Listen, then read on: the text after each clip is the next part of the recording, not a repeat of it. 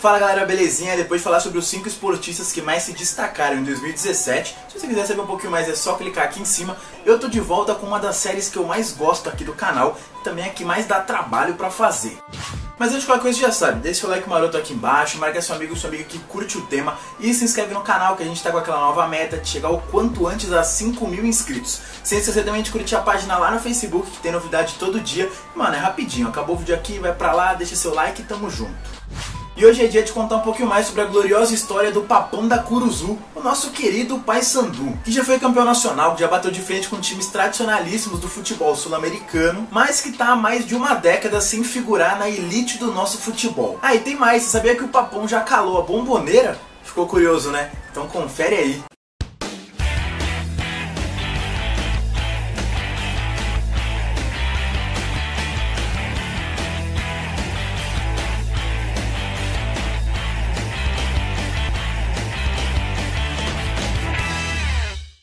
O Paysandu Futebol Clube foi fundado no dia 2 de fevereiro de 1914, mas a sua história na verdade começou a ser escrita um pouco antes. Por conta de algumas brigas entre o extinto Norte Clube e a então Liga Paraense, que é a atual Federação Paraense de Futebol, justamente por conta da não anulação do empate com o Guarani, que acabou dando o título estadual ao grupo do Remo, atual Clube do Remo, alguns membros desse Norte Clube decidiram criar um novo time, sendo que um desses atletas, Hugo Manuel de Abreu Leão, disse que ele iria criar um novo clube para ganhar do Remo. Só que para isso eles precisavam de um nome, certo? E olha que a definição do nome da nova agremiação foi motivo de debates bem acirrados entre as duas alas presentes na Assembleia. Enquanto um lado queria Team Negra como nome da equipe, o outro, que foi o vencedor, propôs Paysandu, que era uma espécie de homenagem ao episódio marcante da nossa história, onde parte da tropa e da esquadra brasileira haviam participado da famosa Tomada do Paysandu, em 1865, uma pequena cidade do Uruguai, àquela altura com um pouco mais de 20.000 habitantes. Pois bem, eis que surge o Paysandu e com ele a grande rivalidade do clássico Repá, com o clube bicolor sendo dono do maior número de títulos da região norte, um dos maiores campeões estaduais, possuindo também conquistas nacionais e sendo o único da região a disputar a Taça Libertadores da América, isso sem contar que ele possui a maior torcida da região norte do país e uma das 20 maiores do Brasil. E é justamente sobre essa história que eu vou falar aqui agora.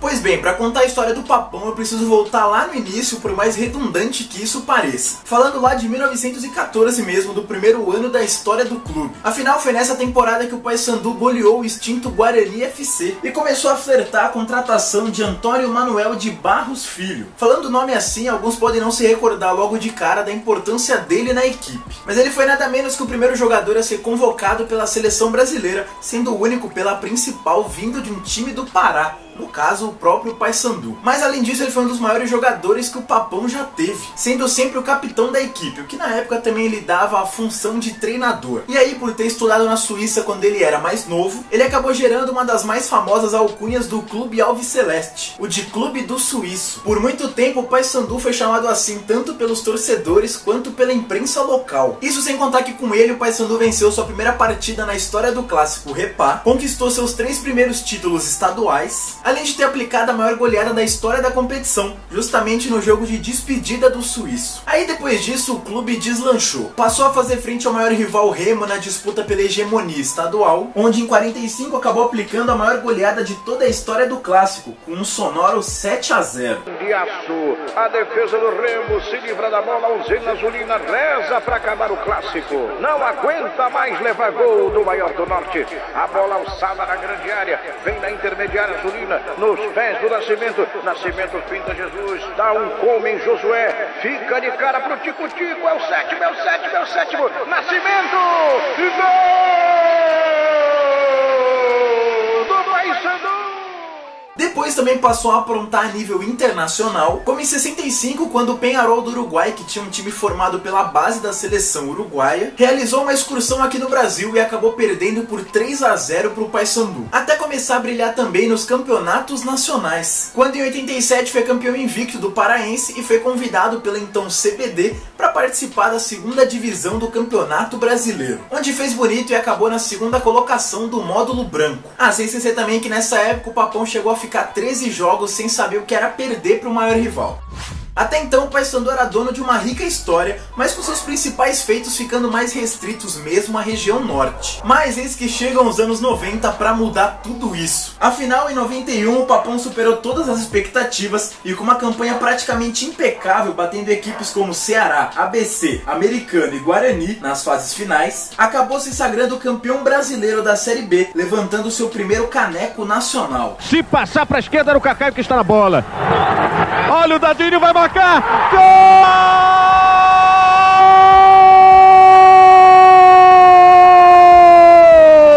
Dadinho! Dadinho faz a festa aqui no Mangueirão! Aos 37 minutos! Confira no replay! Dadinho faz Paysandu 2-0! É o gol do título! Com isso, o clube enfim voltou a disputar a elite do nosso futebol, onde ele já teve presente em 20 oportunidades de 71 até 2005, chamando a atenção do país em 3 delas. A primeira em 94, quando o Papão fez uma das suas melhores participações na história da competição, onde mesmo após formar um elenco às pressas, o Paysandu terminou na 18ª colocação, conseguindo inclusive vencer o São Paulo, bicampeão mundial, dentro do Morumbi por 2-1, com 2 gols de Mirandinha.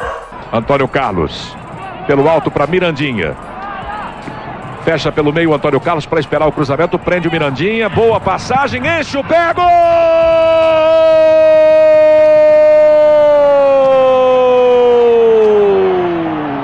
Já em 95, o clube não repetiu a boa participação do ano anterior e acabou sendo rebaixado para a Série B. Mas a Fiel não se esquece de uma grande partida que aconteceu no dia 6 de setembro no Mangueirão, onde com gols de Nuno e Daniel, o bicolor venceu o Flamengo, que contava com o chamado Ataque dos Sonhos formado por Sávio, Romário e Edmundo. Olha o Paysandu na jogada pela direita, Daniel, ele chuta de longe, golaço!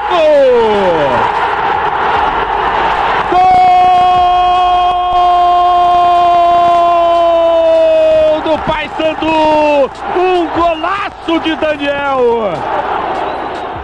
Depois disso, o clube amargou uma pequena sequência na segundona até voltar a fazer história em 2001, ano em que voltou a conquistar um nacional, mais uma vez o da Série B, agora passando por equipes como Fortaleza, Caxias, Figueirense e Avaí.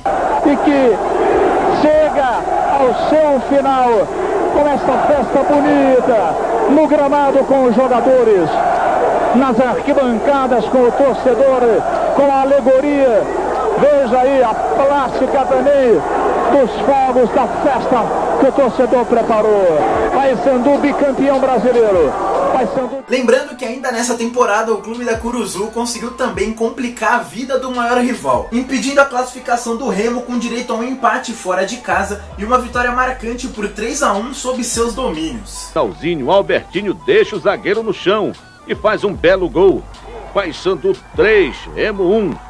A galera bicolor vai à loucura.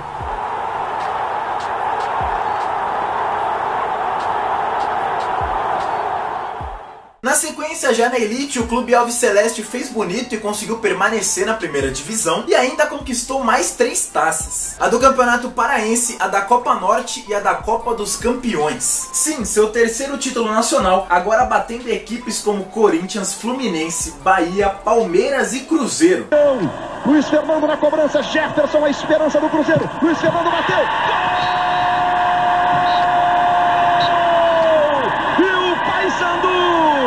Está na Libertadores da América, o Papão da Curuzu é o campeão.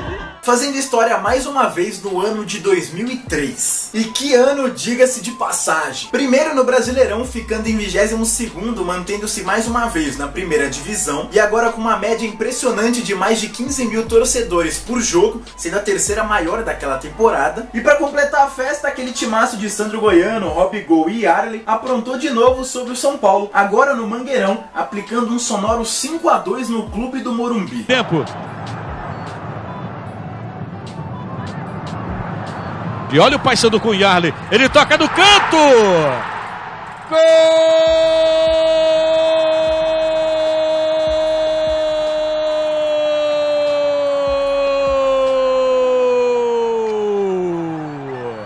É do para o Paysandu e Arley.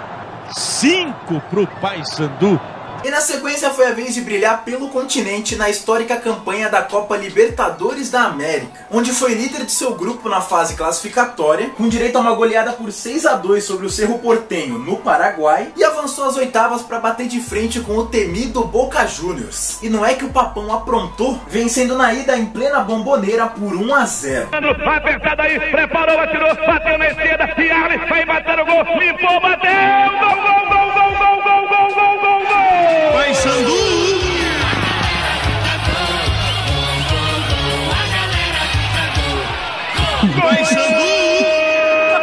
Na volta, no entanto, no Mangueirão lotado, deu Boca, que venceu por 4-2 e que foi avançando de fase até ser campeão do torneio. Mas a eliminação não apagou em nada o que o Paysandu já tinha feito. Afinal, a história já estava escrita. Só que nem tudo nessa década foi festa pro torcedor alviceleste. Afinal, foi justamente nessa fase que o Remo conseguiu ficar em vantagem no confronto direto do clássico, mantendo um tabu de incríveis 33 partidas sem perder pro Paysandu. Depois de mais de uma década de extremo sucesso, o Paysandu acabou sendo rebaixado no Brasileirão de 2005, sua última participação na elite até então, e acabou dando início à pior fase da sua história. Afinal, na temporada seguinte, quando muitos esperavam uma boa campanha na segundona e o retorno rápido para a elite, o Papão decepcionou, e com direito a uma derrota amarga por 9-0 para o Paulista de Jundiaí, além de diversos problemas internos como salários atrasados, o clube acabou caindo à terceira divisão do nosso futebol. Escapou bem o Marcelo Oliveira, chegou, tocou pra dentro! Gol! Jailson! Mais um do Jailson, é o 9º gol do Paulista. E olha que depois disso foi de mal a pior. Em 2007 ficou em quarto no estadual e caiu precocemente na Série C. Depois, na temporada seguinte, teve mais uma participação fraca no estadual e amargou mais uma temporada na Série C. Enquanto isso, para piorar, o Remo era bicampeão paraense. Eis que veio o ano de 2009, que apesar de ter começado com tudo pro Papão, campeão estadual, acabou terminando como os anteriores, sem o acesso para a Série B. Acesso esse que também não veio nem em 2010, apesar de mais uma conquista do estadual, nem em 2011, quando caiu ainda na fase de grupos do torneio nacional. Até que em 2012, enfim, o clube voltou a brilhar. Nem tanto pela campanha no estadual, onde foi eliminado ainda na primeira fase, mas sim pela Copa do Brasil, onde conseguiu chegar às oitavas de final, quebrando um longo tabu de 51 anos sem vencer o Sport, e é claro, no Campeonato Brasileiro, quando enfim chegou ao tão sonhado acesso, terminando na terceira colocação, juntamente da Chapecoense, conquistando a vaga na Série B diante do Macaé, ao vencer em casa por 2-0 e perder fora por 3-2, avançando na soma geral dos placares. Deu rebote, Wanderson dominou, bateu! Gol! Manu, te amo! É pra você! O do Paysandu! Mas como nem tudo são flores, mesmo começando a temporada de 2013 com tudo, levantando seu 45º título paraense, a campanha da Série B foi desastrosa e menos de um ano depois, o clube estava de volta à terceira divisão. E como nem toda desgraça é pouca, 2014 já começou ruim, sendo vice-campeão do estado, perdendo a grande final para o seu arquirrival por 4-3, vendo o Remo sair de um jejum de 6 anos sem títulos. Mas pelo menos no Nacional a reação foi rápida, onde após se classificar em quarto no grupo A, o Paysandu encarou o Tupi no mata-mata, justamente a equipe de melhor campanha até então na competição. E após uma vitória apertada por 2-1 no Mangueirão, o Papão conseguiu outra vitória, agora em Juiz de Fora, com direito a um golaço antológico de Juan por cobertura aos 41 do segundo tempo.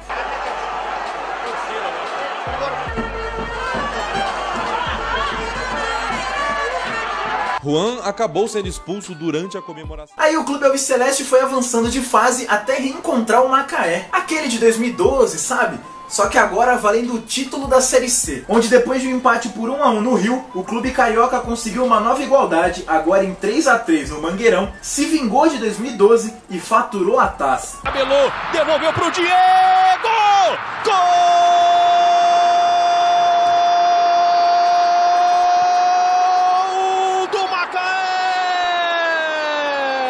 Diego, número 6.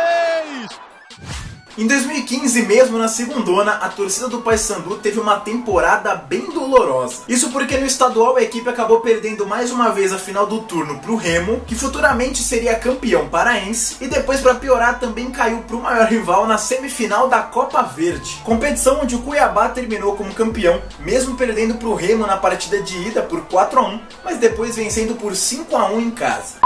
Passada toda essa desgraça, agora é só coisa boa. Afinal, em 2016 aconteceu a tão sonhada volta da hegemonia e o resgate do Papão da Curuzu, com as conquistas do estadual sobre o São Francisco e o inédito título da Copa Verde, com a equipe passando pelo Fest e Rio Branco no mata-mata até reencontrar o Remo na semifinal, agora vencendo tanto na ida por 2-1 quanto na volta por 4-2, chegando à finalíssima. Contra-golpe no bicolaço, Bruno Smith tenta o passe, deu certo. Quem sabe o quarto no Papão. O tiro pro gol no canto. Gol!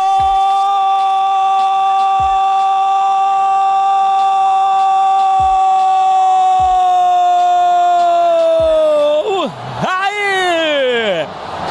Pra fechar o caixão e confirmar a classificação do Papão.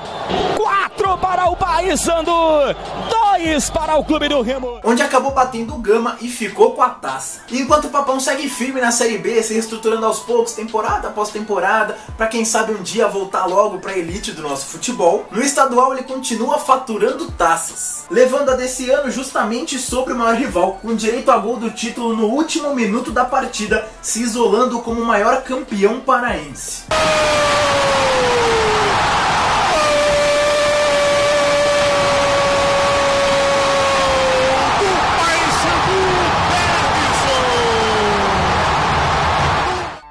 Bom, galera, por hoje é isso, espero que vocês tenham gostado, contando aí um pouquinho mais sobre a grande história do Paysandu, uma das mais tradicionais equipes aqui do país, mas que como não figura há bastante tempo na elite do nosso futebol, tem gente aí que não conhece, né, não sabe da grandiosidade desse time. Então, como é de praxe, aqui no final eu vou deixar a playlist dessa série, que chama Futebol em Crise, onde eu conto um pouquinho mais sobre a história dos clubes mais tradicionais do país, que não vivem um grande momento na atualidade. Então é isso, amanhã já tem vídeo novo, de manhã aqui no YouTube, de noite no Facebook, quinta tem mais clássico pra todo mundo, e segunda também tem vídeo, mano, é vídeo quase todo dia, é nóis, se inscreve no canal.